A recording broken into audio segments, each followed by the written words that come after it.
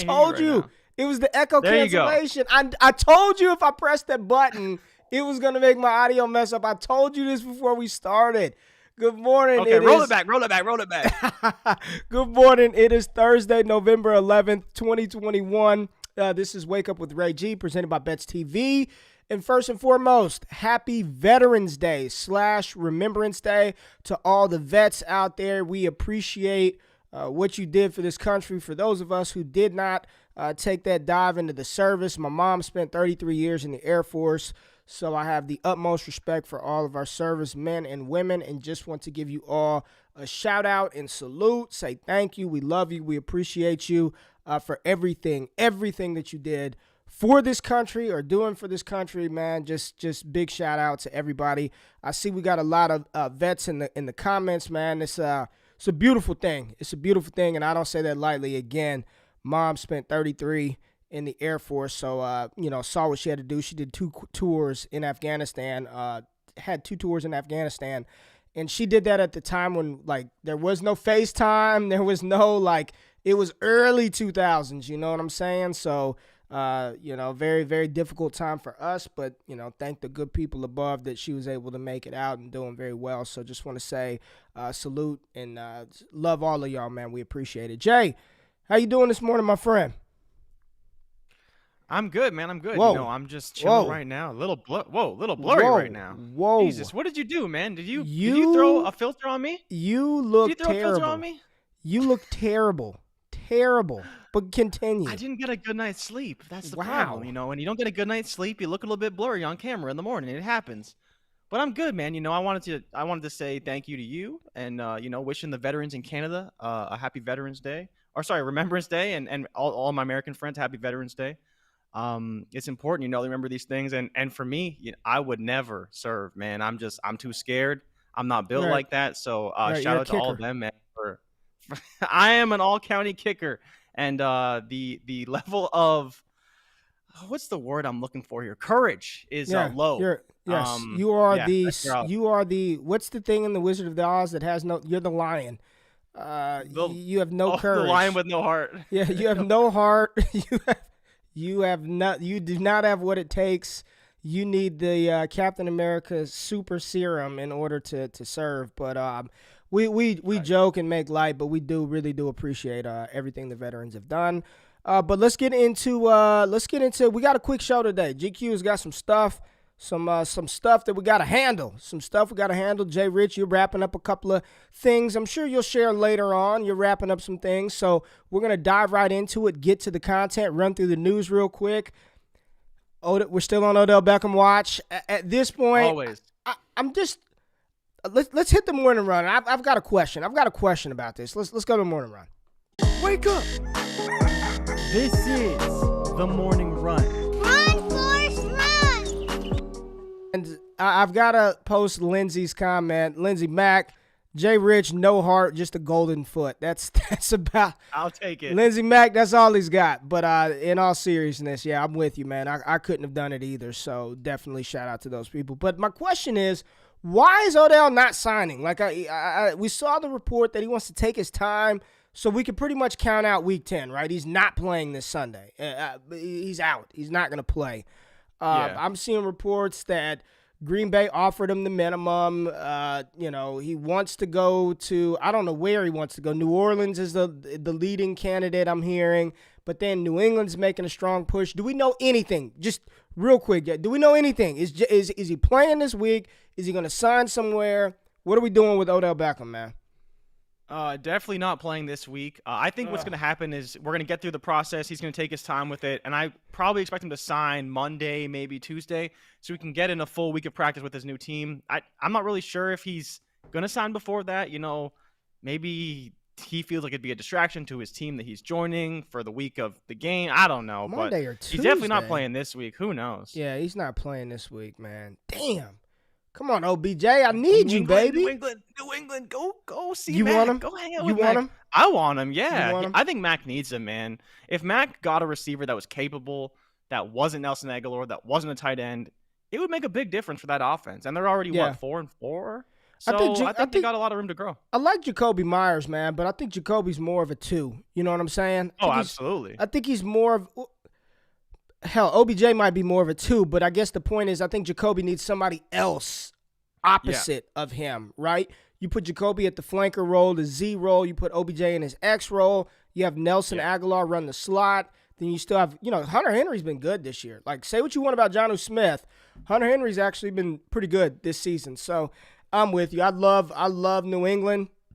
People are forcing me to come around on Kansas City. We'll see. People are forcing me to come around on it. Huh? F defense over in Kansas City. They don't care about it. Defense doesn't matter. Well, let's go. That's if Max makes it through the whole season. Yeah, I know. Listen, people do dirty. I'm sorry, but people do dirty stuff on the field all the time, man. Like, it doesn't always get caught on camera. Max gonna be fine. I meant the 5 times he gets hit a game, he'll be fine. We'll see. Let's go. Let's talk about some NBA news real quick. Jay, you had some interesting news points. I texted you last night, told you my Lakers were gonna get a dub, and you laughed and scoffed at me. And what happened last night? I did. What happened?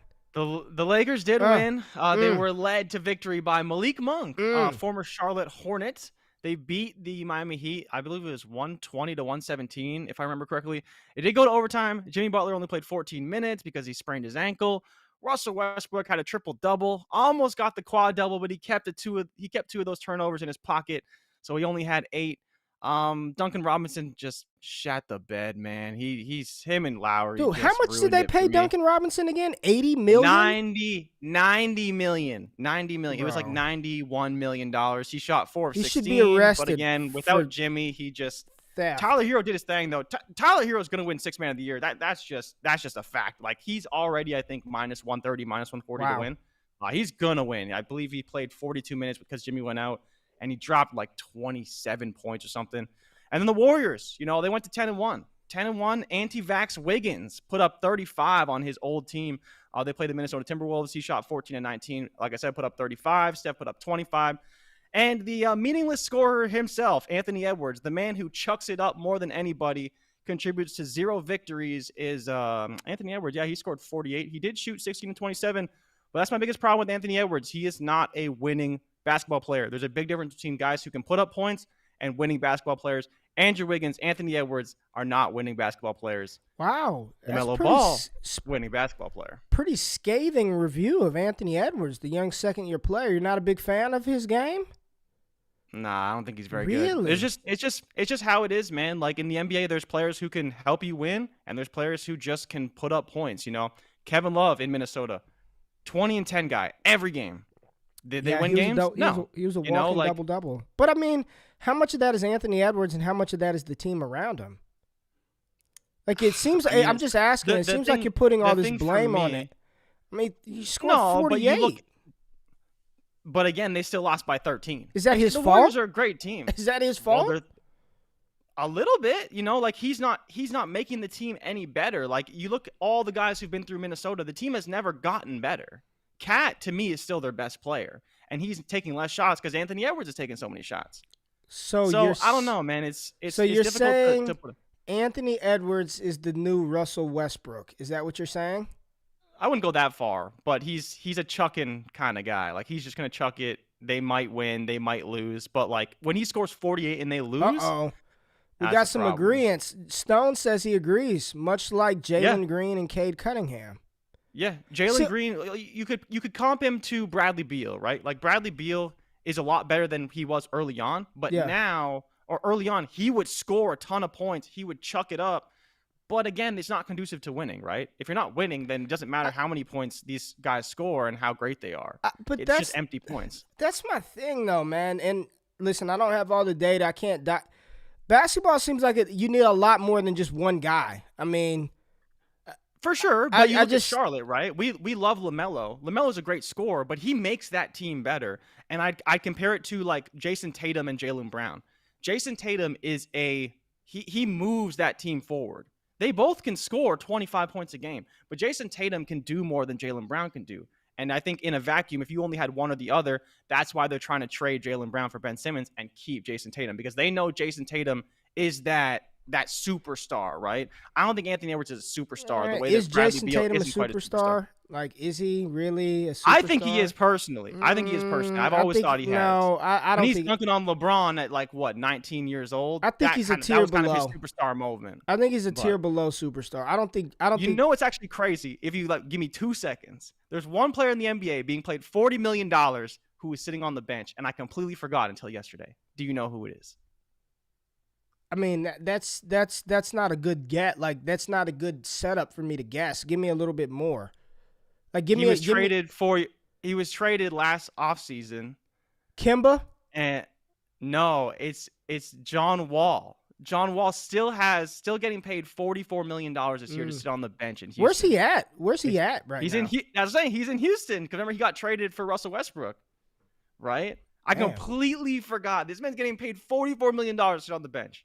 Like, more is he than hurt? Kyrie Irving. Is he hurt? No, they're just not playing him because they want to play Jalen Green. They want to play Kevin Porter Jr. to develop them. They don't want to play him. No one wants to trade for him. So he's just on the bench chilling every game. Jalen Green looked good last night, man. Like, he's a talented player. Him versus like, Cade. Both of those teams suck. They're both, well, one of them are now 2-8, but they're both terrible teams. But I'm watching Jalen Green and Cade Cunningham, and I think I see a little more star ability from Jalen Green. He just seems a little, to me, he seems a little more athletic, a little more like go get it than Cade Cunningham. I don't know. Both look good. I think those are the right picks for 1-2. I know you're a big Scotty Barnes fan, but Jalen Green looked good to me. Jalen Green looked real good to me. I think he's going to be a good player, man. He's athletic. He's explosive. I like him, man. I like him. But yeah, let's get into the college football matchups this weekend. We got to get to that. And I want to start with the North Carolina Pitt game because there's a lot of talk about, I think I saw a report that like 16, 17 scouts, 38 scouts and executives will be in attendance for Sam Howell versus Kenny Pickett, a battle of two players that could both be top 5 picks. And probably 2 of the top 5 quarterbacks in this draft class. I don't think there's any probably about it. I continue to say it, Jay. I would not be shocked at all if the first quarterbacks off of the board in the 2022 NFL draft are Kenny Pickett, Sam Howell, Carson Strong. You know, we all in fantasy land want all the quarterbacks that can run, right? And in fantasy land, we want Desmond Ridder and Malik Willis and Matt Corral and whomever, whatever black quarterback can run around. That's what we want in fantasy land, right? But the reality is, again, and I will continue to say this until I can no longer speak, at the end of the day, you have to be able to stand in the damn pocket and throw the football. You have to. Even Lamar Jackson has to stand in the pocket at some point and throw the ball. And we see that he's on pace for 5,500 total yards this season, way more than that. 4,500 passing, 1,200 rushing yards. I mean, come on, bro. Like he has developed as a passer. He's one of the better passing quarterbacks in the NFL when given time, right? Kenny Pickett is good. Sam Howell is legit. My comparison for Sam Howell is Josh Allen. He's just bite-sized Josh Allen. He's mini Josh Allen. He's a more accurate quarterback coming out of college than Josh Allen. The level of competition that he faced is a little bit better. He's produced from his freshman season. I'll never forget the bowl game in Sam Howell's freshman season versus Temple, watching him absolutely shred them. And I was like, yo, this kid is for real. Like, he's good. And Kenny Pickett, Kenny Pickett's been around for a minute, but he could stand in the pocket, deliver the ball. Pittsburgh is favored by 6.5 in this one, and I think rightfully so. I don't really bet the spreads often, but I do like Pitt. I like Pitt, minus 6.5.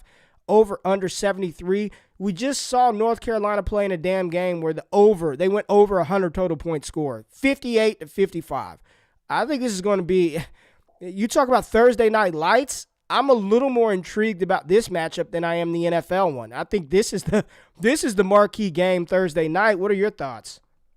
I completely agree. I think you hit the nail on the head. 73 seems way too light to me. Both these teams put up 50 last week, and I honestly think both teams put up 50 this week. Both these defenses are not very good.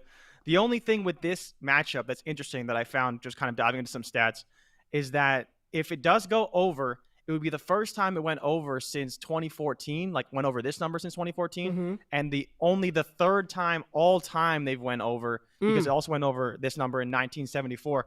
So they've gotten close. They've hit like 72, 73 before, but they haven't quite got to that 75, 78, 80 mark. I think this is going all the way to 80. I think this number is probably going to move even heading towards the actual game itself. Both these offenses are just way too good, and the defenses allow way too many points. Man, honestly, I think you're right. I think this game's going to be a lot better than the Thursday night game. Yep. We talked last night, for people who are wondering, we talked Thursday Night Football last show, so you can go check that out. But we expect a blowout tonight. Like, I'm not expecting Miami to do anything. And I think this game's going to be back and forth. Like, one team could go up 21-0, and the other team could come back. So it's just, I'm really excited for this, man. I think more importantly, which quarterback separates themselves? That's what I want to see. I think it's Sam Howell, personally. Well, yeah. But you love Sam Howell. You're a big Sam Howell fan. Him. You're a big Sam. You say Josh Allen. It's scary because whenever I watch him play, don't wait. Don't say it because I used it before. You're gonna say Baker Mayfield? No. A more athletic Baker Mayfield. Not quite as accurate. More athletic Baker. It's just what I see because of the stature too, right? You say Josh Allen, but the stature doesn't work. It's the stature. It's the stature. He plays.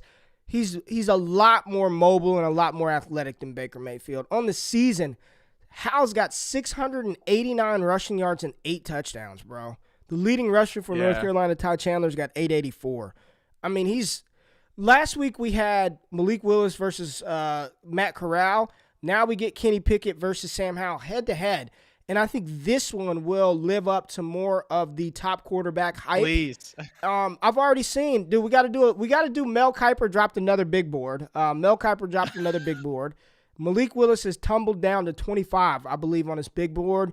And the only other blasphemous thing that I saw on Twitter, because I don't get the Mel Kiper Insider. I stream that as well, just like I do all the good fights and pay for Jake Paul, which I will be paying for Jake Paul versus that Fury fight. I will be watching that one again. Isn't Frank Gore fighting in that one? Is Frank Gore and Darren Williams Frank fighting Gore versus Darren Williams. So what I didn't know is apparently Darren Williams is like a big MMA guy. And Darren Williams got hands, bro. He's going to be ready. So apparently Darren Williams has hands. I don't know if Frank Gore is going to be ready for this matchup, but we'll see. I digress. Point is, I don't even know where I was going with this. Kenny Pickett's good. Sam Howell's good. There's a reason why there are so many scouts and GMs in the building. I do think there's a real possibility Kenny Pickett's the first quarterback off of the board. And then Fantasyland can debate and argue each other up and down over who's the QB1 for fantasy purposes. But we do need to do another Mel Kiper breakdown from his big board. Just do all of that. All right, another game. Purdue versus the Ohio State University. Ohio State favored by 3 touchdowns in this one, 20.5. Purdue coming off of a big-time upset of Michigan State, which I called last week appropriately. And I don't think this is a walk in the park for Ohio State in this matchup, man. Not sure if Garrett Wilson is going to be back in this matchup or not. Honestly, as good as he is, I don't even really think it matters. I mean, Jackson Smith and Jigba is insane. He's probably going to be right now he's my number 2 quarterback, number 2 wide receiver in that 2023 class. But we've got David Bell versus C.J. Stroud, Trevion Henderson, Chris Olave. What do you think about Purdue versus Ohio State? Does Purdue have any shot of upsetting Ohio State? I remember a couple of years ago when this little wide receiver named Rondale Moore took it to Ohio State. Now, that was a home game for Purdue, and they knocked off the Buckeyes in that one. But do you think there's any shot Purdue takes down Ohio State this weekend? Hell no. Oh. No way in hell that's going to happen, man. Okay. Not take them down. If you want to say, can they cover? I would say, yeah. Ohio State's defense isn't what we thought it would be coming into the season, favored by 20 points. I don't know about that. We saw last week, Michigan State's defense isn't great either, but man, what did Purdue put up? 39 or something like that? 40. I think it was 49. I think they put up 49. Yeah, I don't think Ohio State can cover this game. I don't even think they covered last week against Nebraska. They played like garbage. So I'm all in if you want to take Purdue to cover. 20.5 is a ton of points. But yeah, Ohio State's probably going to win. It's just the reality situation. They play way better at home. Purdue's got that hostile environment. I love David Bell, but David Bell he can't put up 50. He can maybe put up 30, but he can't put up 50, not by himself. Even with 300 yards, he probably still wouldn't put up 50. All right, so Bruning said Wilson is trending toward playing. He practiced yesterday, so he's probably going to play. And Ty says, I am bite-sized Javonte Williams based off of the kettlebell workouts. Appreciate you, Ty. We'll take that as a compliment, my friend. Bruning says Ohio State would be lucky to win by 14. I'm with him. I don't think they cover. 3 touchdowns, I do not see that happening. Yeah, no way. I'm thinking, Jay, while I'm talking, go look up Heisman odds for me. I'm telling you, bro, I think Kenneth Walker's going to win the Heisman. I do. And the reason why I think he's going to win the Heisman, tell me what the odds are for Kenneth Walker, is because I don't think – I don't know. If he's still second, I think he's going to win it. Where's he at? I'll tell you why. Just tell me where he's at. Last time they were like plus 250 when I checked him last time. I think Alabama's going to get washed by Georgia. I really do. And just the Alabama fatigue. 280. He is second. He's second. He's going to win it, man. If Bryce Young does not, if they cannot beat Georgia and Kenneth Walker, even though they lost, he got his L out of the way. If he continues to put up these monster numbers, I think they're just going to give it to the best player in college, which is not Bryce Young. Bryce Young is not the best player in college, and he's not the best player on the best team competing for a national championship. And that was the whole reasoning why Bryce Young, in my opinion, was the front runner. But if they're not the best team, if he's not going to be in national championship contention, if he doesn't perform versus Georgia, and I don't think they will, they're not going to give it to him, man. Then it defaults to the best player in college, which, I mean, you can make an argument for like some younger guys, but they're not going to win it. Like Henderson won't win it. Caleb Williams won't win it. I think it's going to be Kenneth Walker. So I just wanted to see where the juice was, to see if there's any value that we can extract. And plus 280. We called it weeks ago. I just need him to win so I can pull the clip. Called it weeks ago. I just need him to win so we can pull the clip. But like you said, it's a perfect storm scenario. There's no dominant team in college. There's a lot of reasons why, a lot of things had to go right for him. The Michigan game is a big one. 1,330 yards, 15 touchdowns on under 200 attempts. He doesn't have 200. Shout out Jake. He doesn't have 200 carries? No, 197, 1,330, 15 touchdowns, 6.8 per carry. Dude is just on another level right now. And see, Bruning said it too. He said he's going to have a big game next week against Ohio State. Even if they lose, I think Kenneth Walker's going to win it. Shout out to you, Jay. You called this like 6 weeks ago when he was still like plus 1,500. He was like 30 to 1. Yeah, he was 30 to 1. He was 30 to 1, and you called it. I think he's going to win the Heisman, man. Unless Bryce Young goes out there and lights up Georgia, which no team has been able to do that this season. This is not the same Alabama team of the past. If y'all want some money, I'd put a couple of dollars on Kenneth Walker to win the Heisman. While it's still plus money, I think he is the one that's going to win it. And he'll have to put on a show against Ohio State, and Ohio State's defense loves to pull down their pants and bend over. So I do think Kenneth Walker will be able to perform versus them. This weekend, Purdue, Ohio State, the matchup that I'm most interested in watching is David Bell for sure. He's the top 3 receiver for me in the 2022 class. And then C.J. Stroud. He's so up and down, man. You see flashes of, oh my gosh, this dude could be the top quarterback in 2023. And then there's times where I'm watching and I'm thinking, as prospects, I'd rather Dwayne Haskins, Cardell Jones. Give me all the other Ohio State. You just don't want him. You don't want to touch. He seems like the type of quarterback that when the lights turn on, man, and the pressure's on ass, that he's just going to fold, man. Fold. Good college QB. Light breeze. I'm not there on C.J. Stroud yet. Let's talk about Michigan. Michigan versus Penn State. Jahan Dotson, Hassan Haskins, Blake Corum, Jim Harbaugh, 48.5 points. Michigan favored by 1. Pick 'em game. I have no clue. I don't know. I don't know. You don't know what Penn State team is going to show up. Jahan Dotson went bonkers last week against Maryland. Great wide receiver prospect as well. It's good, man. This 2022 class the receivers are good, man. Everyone keeps crapping on the 2022 class. When you're talking about Dotson, and we just talked about Olave and Garrett Wilson, Burks, David Bell, we just talked about in the last set. This some really good receivers, and Penn State's had a good track record of putting out talented pass catchers here the past 4 years. So I don't know. I don't know what to do with this one. I would stay away from this game. Personally, I'd stay away from this one. I can't call it one way or the other, Jay. I'm taking Michigan. I think Michigan's going to win pretty easily, personally. The biggest thing for me is that Penn State's ranked 40th in total defense, 350 yards per game, allowing 14 touchdowns. Michigan's way better. They're only allowing 300 yards, and they have the 6th ranked offense in the country. 6th ranked defense in the country. Yeah. Big difference there. But then you have offense. Michigan's 25th ranked in the country, 450, 38 touchdowns. Okay. Penn State is 79th. With 384 yards and only 27 touchdowns. If Penn State gets down early, I don't think they're going to be able to catch up. And for me, the biggest thing as well is that Michigan can control the ground game. They can pass the ball, but they can control the ground game with Hassan Haskins. And Penn State won't be able to do that. They just won't. They have Jahan Dotson. They have a few other playmakers, but it's all on Sean Clifford. You talk about black quarterbacks who can run. How will we get some Sean Clifford action in the NFL? That would be fun. Maybe some Sean Clifford preseason games. That would be pretty fun. But, I'm all in on Michigan. You already know Clifford's going to be a preseason DFS darling. Just Sean Clifford, just getting it done, just like Trace McSorley. Clifford's going to be a preseason DFS darling. I didn't know this, though. Burke, David Bell versus Denzel Burke, one of the young good corners from Ohio State. Great matchup in this one. Burke has not given up a touchdown this season.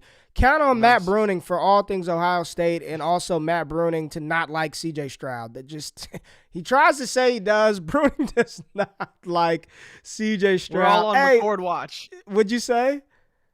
I said we're all on McCord watch. Yeah, we're all on McCord watch. We're on Ewers watch. Anything to get C.J. Stroud off the field. I think he's a fine quarterback. I think he's got some tools that maybe he can develop into, but. Right now, I'm just not seeing it from whatever his name is, Stroud. But I am seeing it from Matty Ice, man. The new Matty Ice, Matt Corral. Ice. The new Matty Ice, Matty Nice, baby. Matt Corral. I'm on a roll, boy. I'm on a roll. Matty Nice. Matty Nice. I like that. Yeah, Matty Nice. Matt Corral versus Isaiah Spiller. Devon A-Chain and that explosive Texas A&M offense. Texas A&M is favored by 2.5. Ole Miss is coming off of a big victory over Liberty. Matt Corral over 300 passing yards, didn't run. The ankle injury still limiting him in practice. You've got the battle of potentially the number one positional players in their class right now with Isaiah Spiller at running back and Matt Corral at quarterback. This game, I don't know. Shit. Man. You know A&M's going to win. A&M's going to win for sure. I want to see who's back. I want to see if Corral's getting his top receiver back, Drummond. If Drummond comes back, that helps big time. Jonathan Mingo hasn't played all damn year, basically, so I'm not counting on him to return. The running game of Snoop Connor and Jerrion Ealy have been fantastic this season. I hope Ealy plays football, man. I didn't know if you know, but he's a very highly touted baseball prospect, Jerrion Ealy, and there's a lot of chatter like he's going to play baseball, like he's going to do the baseball thing, but they've been saying that for 2 years now, like he's supposed to quit football and play baseball. We'll see how it plays out. But he's been really good this season. But you're right, Texas A&M probably should win this game. They have the better talent offensively and defensively. We know that the Ole Miss defense is not good, and that two-headed running attack of A-Chain and Spiller are just devastating. Jalen Weidermeyer at tight end, Anais Smith and his dual threat capabilities. This should be a victory for Texas A&M, but just like you said, Michigan easy win. The odds makers have it at a pick'em, and -2.5. That they're telling you that they don't know either. I mean, a field goal game in this matchup. I'm not sure. I don't know. I'm just excited to see good players match up against good players. I just like good matchups. Yeah. Do you have anything on this game? Not really. The only thing for me, and the reason why I want to make the comparison is like last week we talked about Auburn versus A&M. Now, obviously A&M was at home, but Auburn got waxed in that game. And the biggest thing was the offense wasn't good enough, and the defense wasn't good enough. Texas A&M's defense is so good this year. Yeah, we saw it from week 1 all the way. Now we're at week 11. I think that's gonna be the big difference. Ole Miss is a great offense, but I just don't know if they're going to overcome this Texas A&M defense, more so to win, right? Not so much to put up points. They may still put up 20. They may even put up 30. But that running game, like you talked about, is going to be dominant, and I think they're going to be the ultimate difference maker in this game.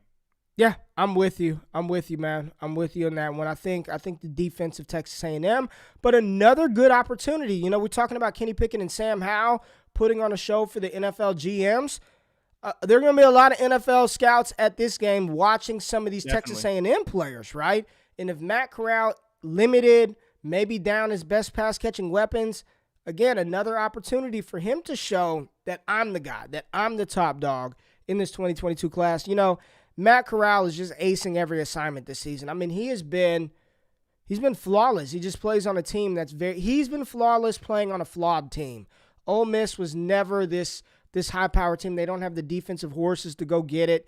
But he's been flawless this season. I don't even think he's thrown like 3. How many interceptions does Matt Corral have this year? I think it's probably less than 5. Let me see. Who can pull it up first? Matt Corral, Ole Miss. He's got 2 picks this year. 2,500 passing yards, 16 touchdowns, 2 interceptions to go along with. How many rushing yards does Corral have on the season? A lot. He's got a lot of rushing yards. Where is he at? 2021 rushing 528. 528 rushing yards, 2,500 passing yards, 2 interceptions, 10 touchdowns on the ground, 26 total. He's been phenomenal, man. Very good player. Very good player. All right, last game we're going to talk about before we get out of here. Caleb Williams. Caleb Williams versus Baylor. Both of these teams are top 15 in the country, man. Oklahoma pushing for a playoff spot. What's Baylor? 11th in the country right now? Something like that, yeah. Yeah, they're highly ranked.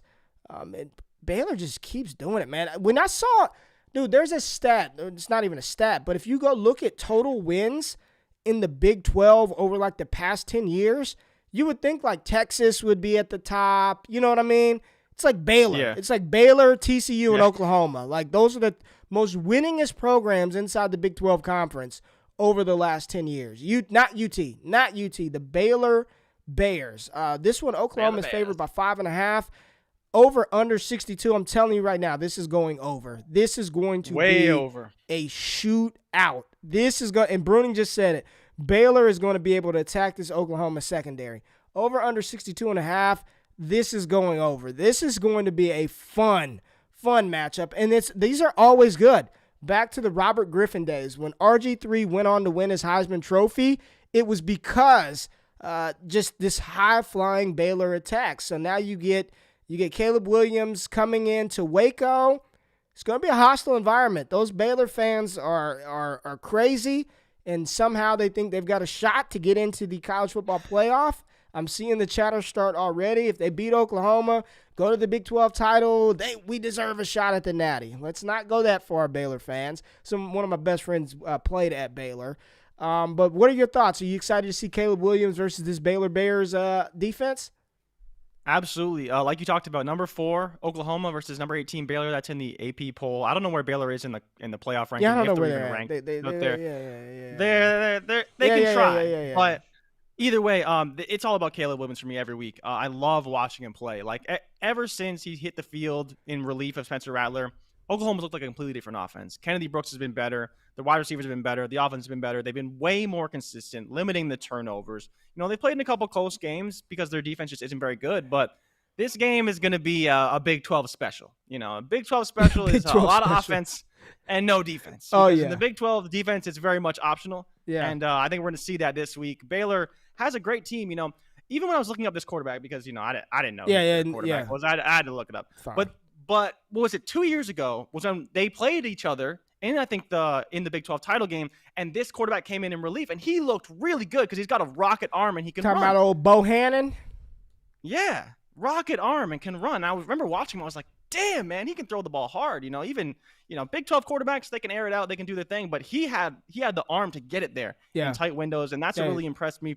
I think he was a freshman when that happened too. But it's very excited for this game, man. Caleb Williams is legit, and I think Baylor's going to put up some points, so I'm excited to watch it. Would you pick him to win? Or are you going to call the upset? Baylor? Yeah. No, I'm more likely to pick Oklahoma to cover and take the over. I think the over is the play here. Oklahoma to cover. Yeah. I don't know, man. Baylor's good, man. They've got a good offense. Yeah. They've got a very balanced offense. They can throw the ball. Snead and Tyquan Thornton are playing well, and they can run the ball on the ground. I think this is going to be a fun matchup, man. This is probably going to be one of the more exciting, high-scoring matchups of the weekend. We do have Auburn versus Mississippi State. There's some other ancillary games. Alabama's like playing New Mexico, so they'll put up New Mexico State. They'll put up a ton of points.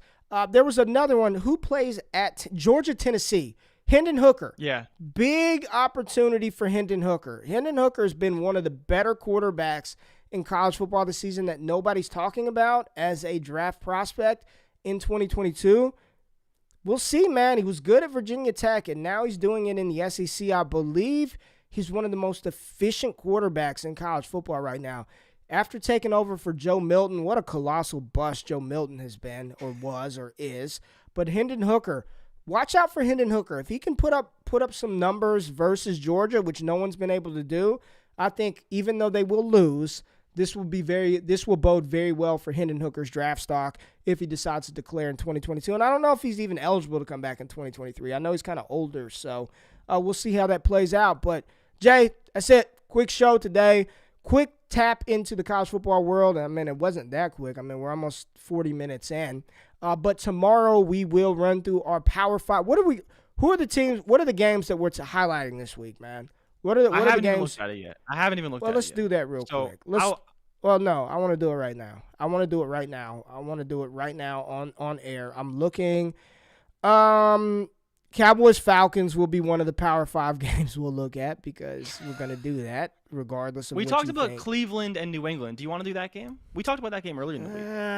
It depends on if Nick Chubb is playing. We got Vikings Chargers. Could be interesting. These games are kind of... Kansas City and the Raiders is a little rough, but could be good. I'm not going to lie. Saints-Titans will have to... Man. Yeah, it's Bucks, Washington. They're all pretty not great. They're all pretty not Pittsburgh and great. Detroit, the Jets and Buffalo is no good. Minnesota Chargers. Jaguars. Yeah, I'm fine with that one. We may have to do Tampa Bay and Washington, hoping for a shootout, get some overs. Ugh. This weekend is it's pretty stank. It's a pretty stank weekend. Green Bay, Seattle could be interesting if Russ plays, though. But is Aaron Rodgers playing? That's the question. We got two teams with no quarterbacks and no confirmation of who's Jordan Love, Geno Smith. Let's do it again. Let's just run it back. We'll see. We'll figure it out. Hooker is going to be a big Senior Bowl guy. Agree. Yeah. Agree, Browning. I think the Senior Bowl can make Hendon Hooker a ton of money, 100%. Well, we appreciate y'all tapping in. We love you. We'll be back tomorrow. We'll figure out which of these crappy games we're going to talk about. We should have all the player props by then, right, Jay? All the props for the players. Yeah. Should have all the props for the players. So we'll go through our favorite picks. Lamar Jackson versus I don't know if it's going to be Tua or Jacoby Brissett. Tua's playing. Tua Tagovailoa led Miami Dolphins. Make sure you tap into the FTN Fantasy Happy Hour with myself, Elliot Chris, Brooke Cromer at 6:15 p.m. Eastern Standard, Central Standard. I think it's Central. 7:15 Eastern time. So we can do our prop bets for the Thursday night game. We'll be back tomorrow. We love y'all. We out. Peace.